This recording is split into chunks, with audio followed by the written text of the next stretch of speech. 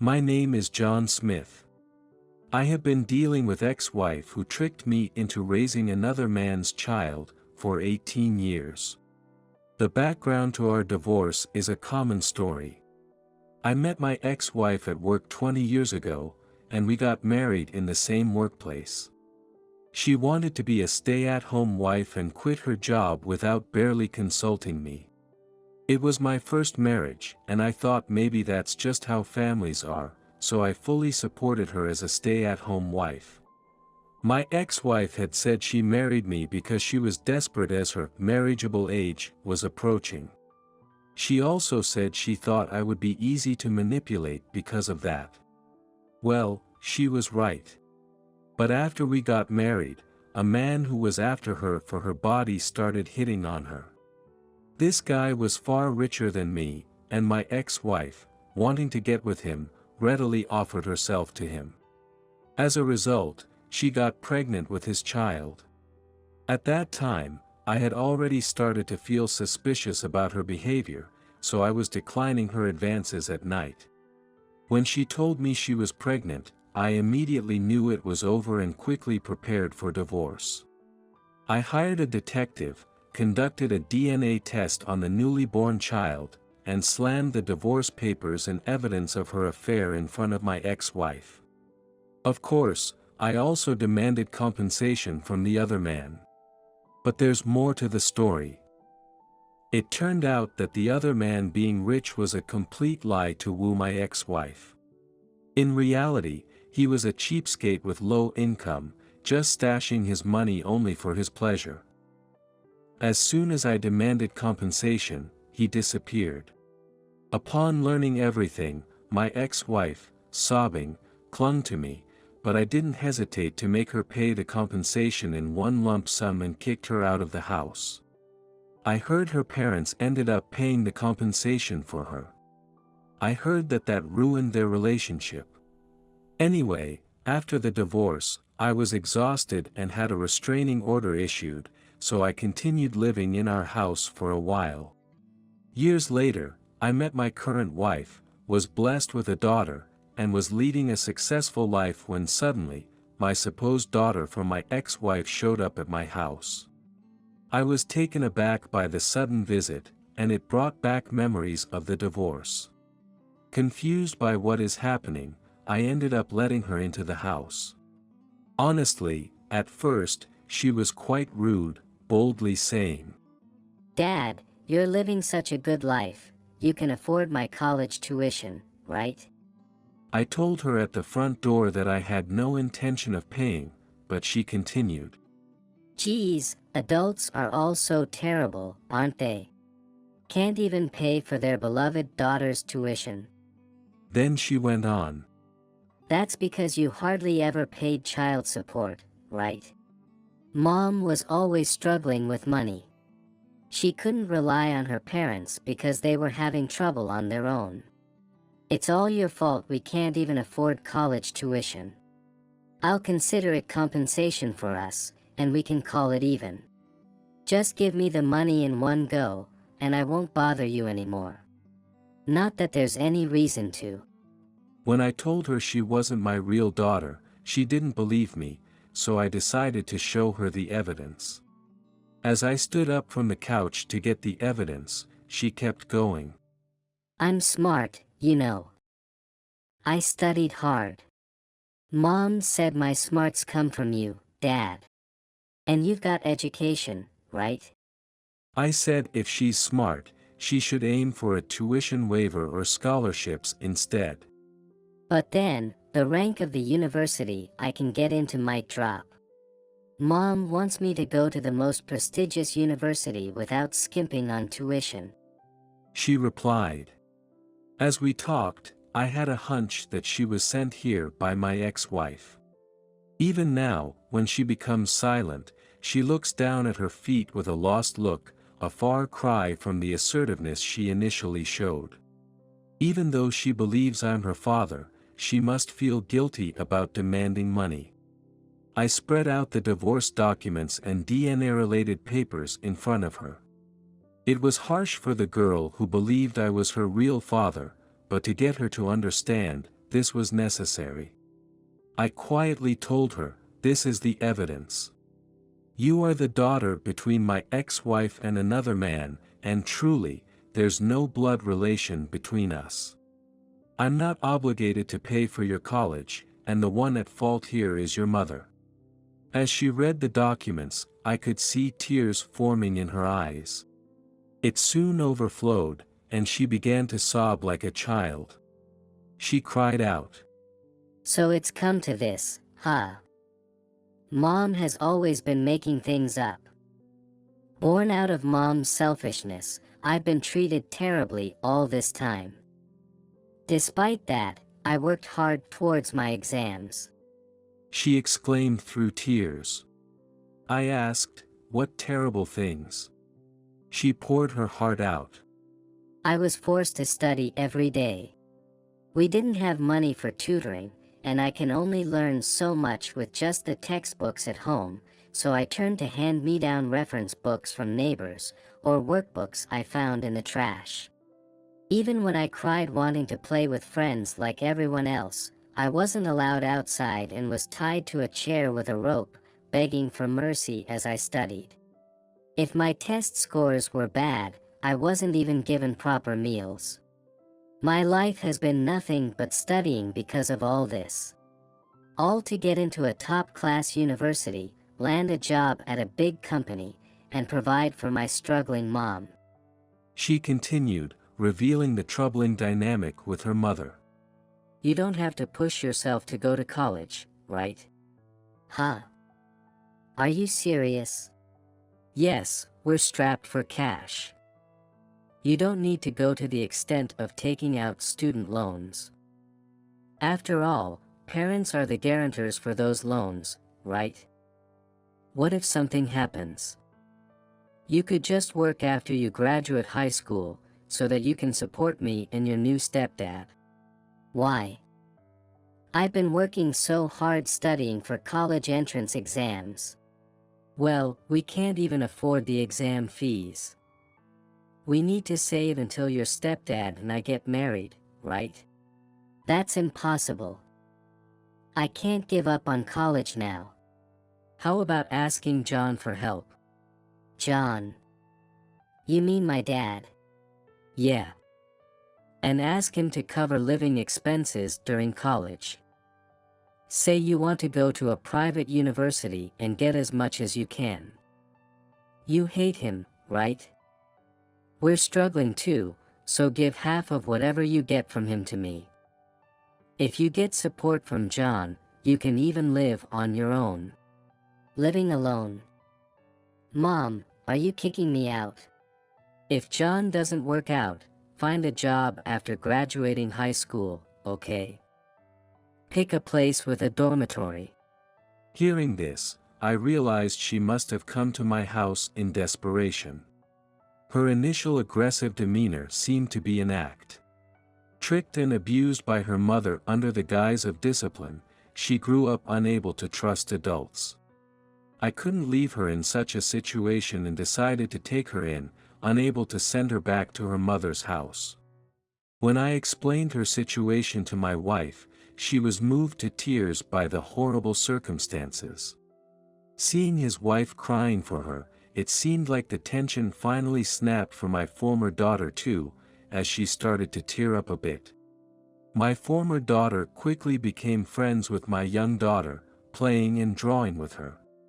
She was so polite and kind that she fit into our family in right away. My former daughter's college entrance exams were getting closer and closer, so I quickly took action. First, I started with a background check on my ex-wife and her boyfriend, getting everything ready. I asked my former daughter to get in touch with my ex-wife and her boyfriend. When I asked her how it went, she said, "Mom was skeptical at first, but when I said it was to give her money directly, she agreed immediately." I couldn't help but marvel at how she hasn't changed a bit. "This will be the last time. You can hang in there a little longer, right?" I said to my former daughter, and she replied with a smile, "Yeah. Thank you so much, Mr. Smith." Right then, the doorbell rang, and my ex-wife and her boyfriend arrived. I went to greet them and led them to the living room where my former daughter was. My ex-wife started off with, "It's been a while, hasn't it, dear? Since that day, you've been staying with Mr. Smith. It's amazing how well you've gotten along with him. I was a bit worried as a mom, but it's great to see you looking so well." her boyfriend said. Ah, sorry to intrude. The young lady here wanted both her mom and me to come. Curious about the new boyfriend, I guess. It's been over 10 years since the divorce, huh? I replied, "It's not about that. This is only for my daughter's sake. I thought it'd be better if the boyfriend was here too." My ex-wife couldn't wait to start. "Oh, so it's about the money. I'll keep it safe, as I am her mother." The moment I faced my ex-wife again, I couldn't help but wonder why I had ever fallen for her. The person before me was far from the woman I remembered. The smug grin on my ex-wife's face seemed sleazy and even sinister. Her demeanor and actions were unimaginably tacky and cheap compared to the woman I once knew. The fact that she came to my house for money without much thought was too shallow, and I was internally dismayed. As I started to talk about the money issue, my ex-wife leaned in. "Yes, about the money." I quickly turned to her boyfriend and blurted out, "First off, Mr. Married Boyfriend, your wife is planning to sue for alimony in divorce." My ex-wife's boyfriend let out a shocked, Huh? What? unable to hide his surprise. At the same time, my ex-wife was also taken aback. "Married? What?" Give me a break, did you investigate me? Just when I was having a good time, you had to meddle. The boyfriend's words made my ex-wife snap. "Meddle? What do you mean? You're married. How could you deceive me? What about our promise to marry?" She confronted him furiously, but he retorted, Who would marry someone like you? You're just convenient.